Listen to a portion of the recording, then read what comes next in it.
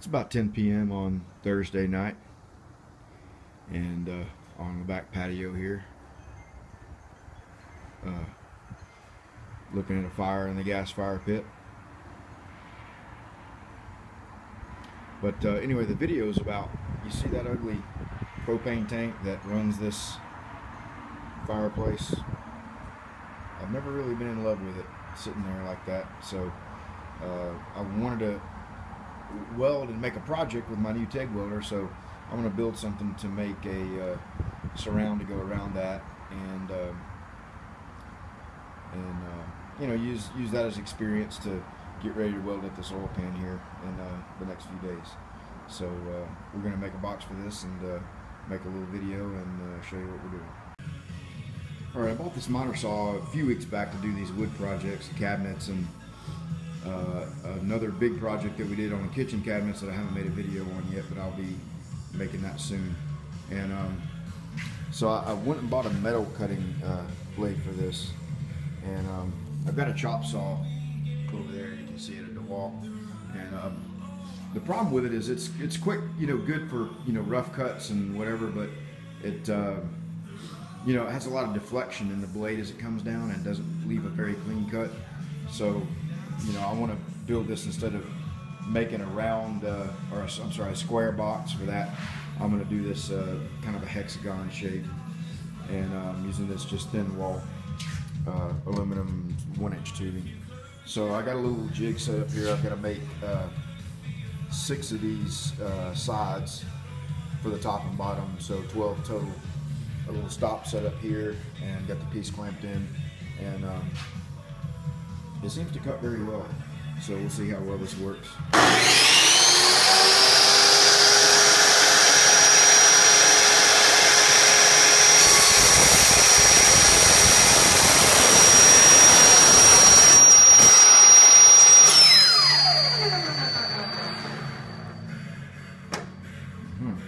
Now that clamped very well, did I? Anyway, you get the point. It's amateur night here, so we'll come back and show you as we get this thing cut up and fitted up and get ready to weld it. Alright, well, it's been a couple of days since the last video where you saw us cutting that, and since that time I've made a couple of trips to the welding store, or one trip to the welding store, got some decent gloves, and got some larger filler rod. This very thin 1-inch tubing is, I think it's 0.45 thickness of the wall, and man, it's very hard to butt weld. So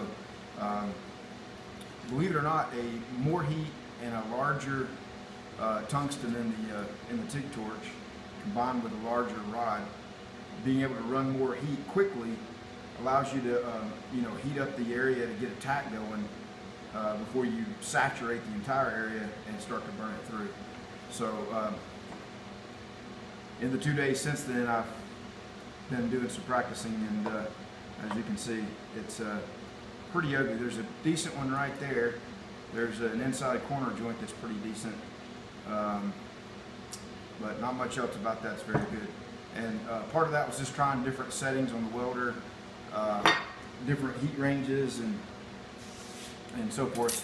And I think I've got it set up where it'll, you know, where I can get a tack on it and have it go well. You can see the fit up on it's pretty good. That miter saw, you know, it's a 6-sided shape here for this cover that I'm making, and you know, you should be able to use a 30-degree miter on it, and sitting on exactly 30 degrees, I wasn't quite able to get the fit ups exactly right. So it actually took about 29 or 28 degrees, and these are out a little bit here and there because I don't have it clamped and stuff, but you can see, you know, this fits up pretty good. These do. So anyway, let me quit talking here and see if I can get a tack on this. And I've had better luck starting the tack in the center here, not on the end. It seems like it wants to eat away those corners, so I start in the center and tack each one in the center, and then come back and weld from the center this way and the center out. It seems to work the best on that. So let's see what we can do here.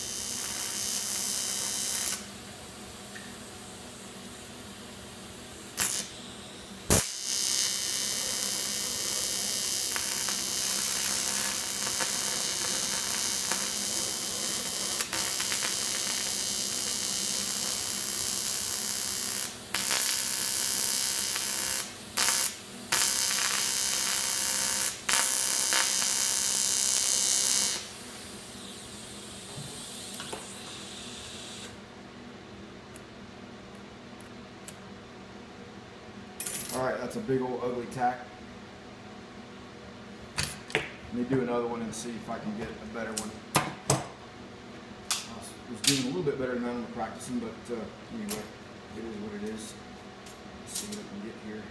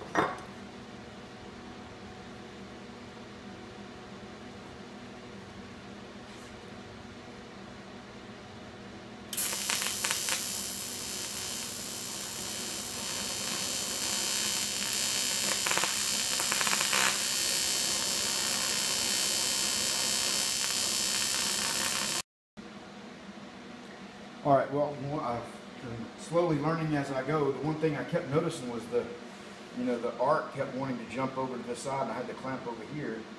And when you're doing a tack on two pieces that are not joined together, and I don't have a metal welding table, there's no ground, a good ground, at least, what little bit's touching right there. So, and it kept wanting to go over here and just burning out the puddle. So now I've got it clamped here just to do a tack. And let's try it again and see if I can get a better one on there.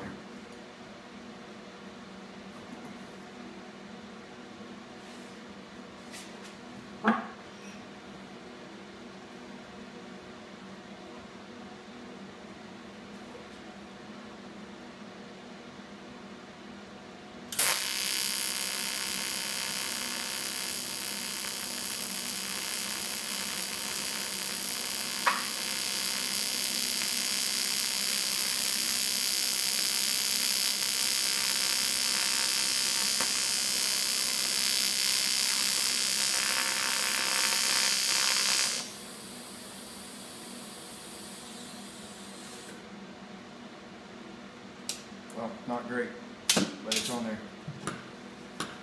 All right, I'll bring you back in a little bit when I get ready to try to put some beads down on it. We'll see if that goes any better. All right, well, we get it all welded up there, and just learning every time, every bead, I'm getting a little bit better at it. In this particular case, though, I didn't weld these. Standing off camera back over here somewhere, I don't know where he is, but I had Jody from Welding Tips and Tricks come in and actually do these, but no, just kidding. I did those. I messed up on that one. That's really the worst one, but the rest of them, they look pretty decent. No contamination or anything in it.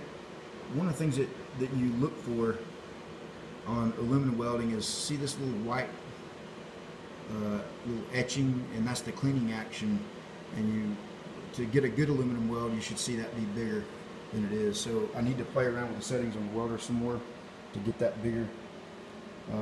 This one doesn't have any at all in it. This one has a little bit. You can see the etching there, just highlighting the weld on that side. It's weird. There's none on this side. So anyway, I'll set the machine up here. I'm going to weld these inside 30-degree miters and see how that goes. Alright, so we got all these joints welded up here. Now I'm going and flipping this thing around and welding that inside corner joint.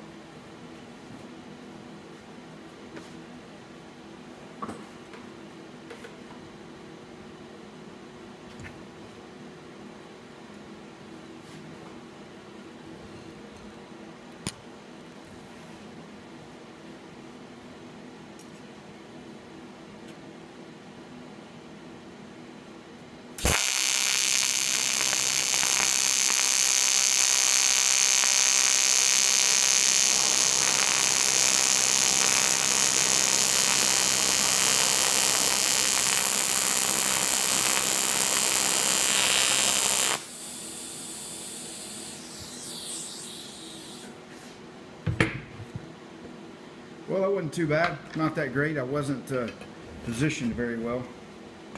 We'll do another one here. See if we can do better. Got a little bit of acetone on this. I noticed a minute ago I dropped the filler rod a couple times in the floor, and when I picked it back up and tried to use it, it was very contaminated. Every time I tried to dip the rod, it contaminated the puddle big time. So just damn it, knock the camera over. Let's see if we can set it back up here.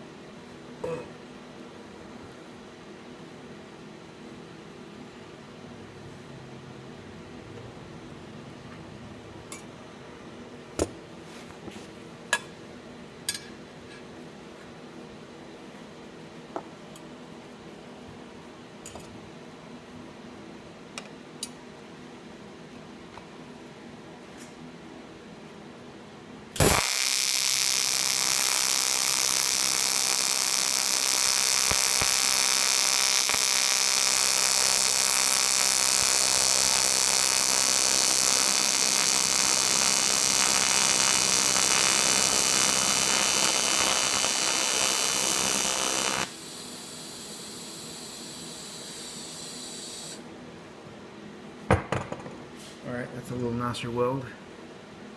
Got a nice etching pattern you see on both sides of it there.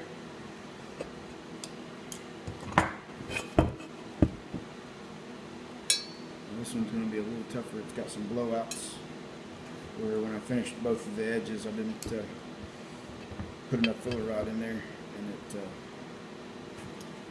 started on a hole.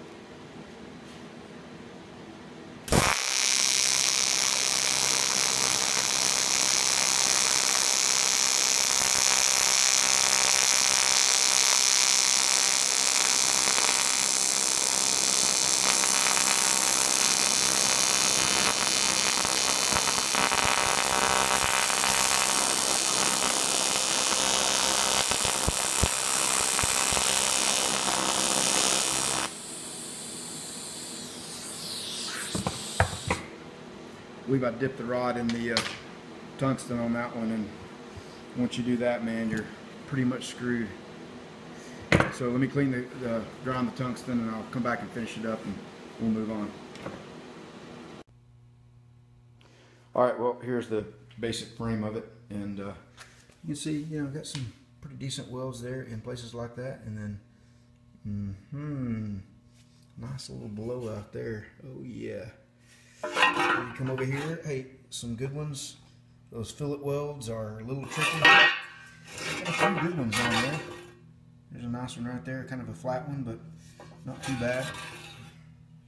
So a couple of nasty ones, but all in all, it's not too bad. So anyway, we'll get some 16th inch or 3/32 or something sheet metal to box all the sides in, and go on.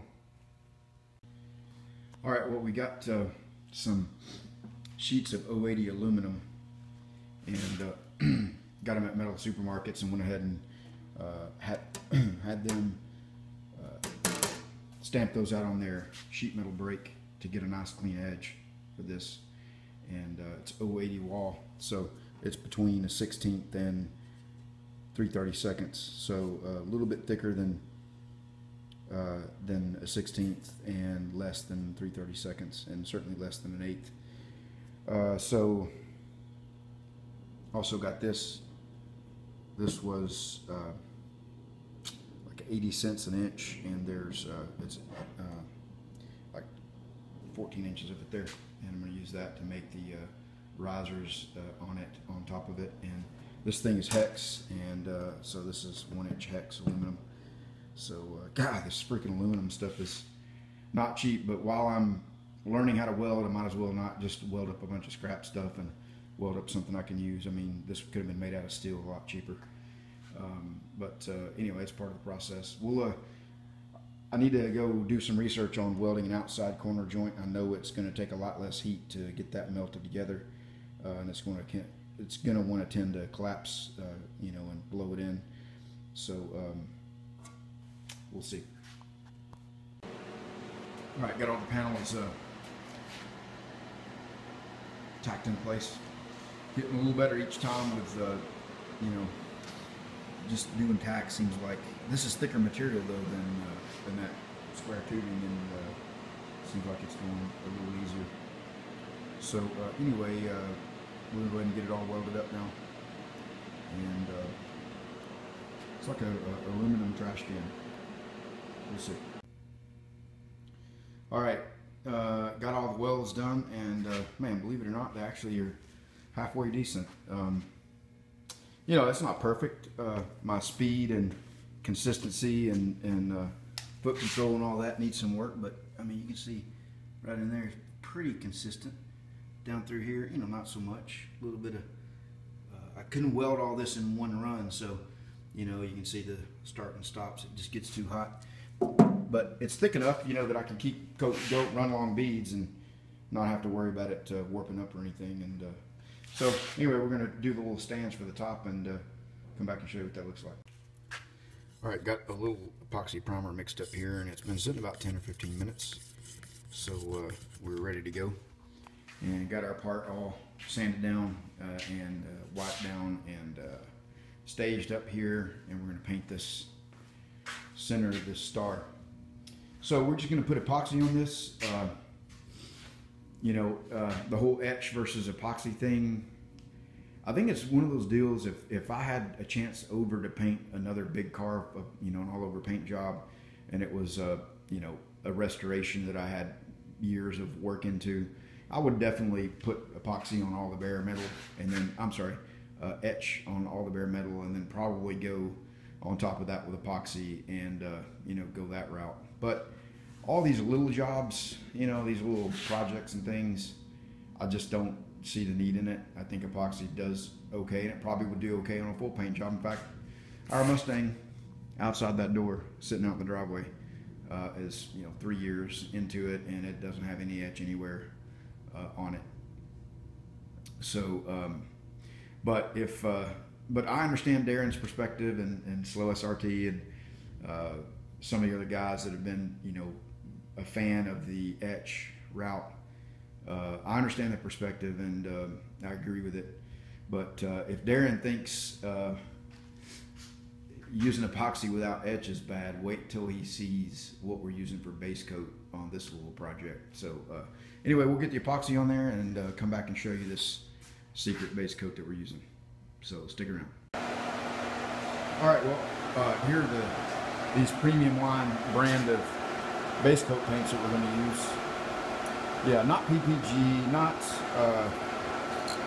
RM, you know, we're using Rust-Oleum. So we get a little bit of hammered copper here and some oil rub bronze.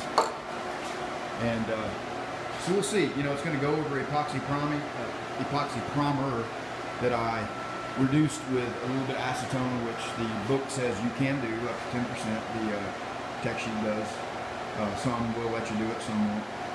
And I just do that because it comes out of the gun nicer, lays down flatter, and I don't really need any build on this, just something to get a coat on top of the bare aluminum. So anyway, we're going to go ahead and spray this, these colors, and we'll come back and show you what that's going to look like. All right, we got a little bit of off-white base coat in our Finish Line 3 gun. And so that's going to be the primary color that's going on the star. So we'll spray a little bit of that on here and go from there.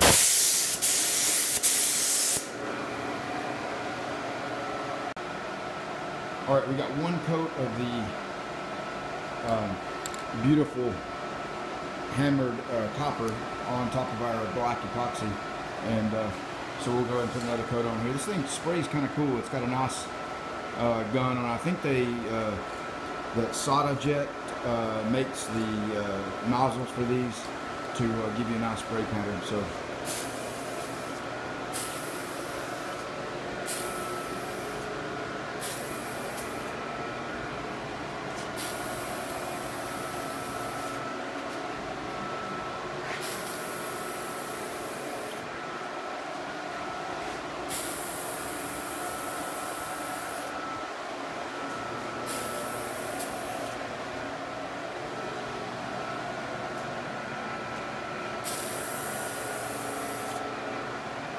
we'll probably put one more coat on before we spray the oil rub bronze on top of that. All right, well, we got the oil rub bronze stuff,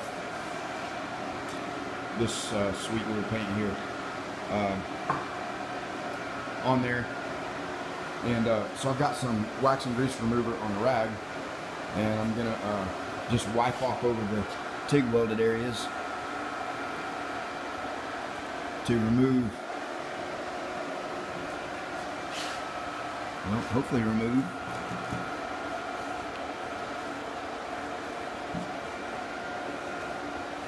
there it goes.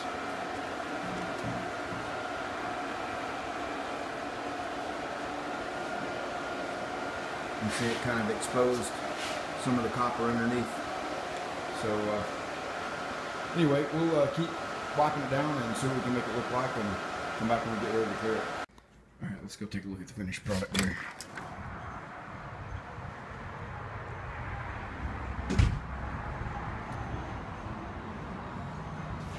There she be.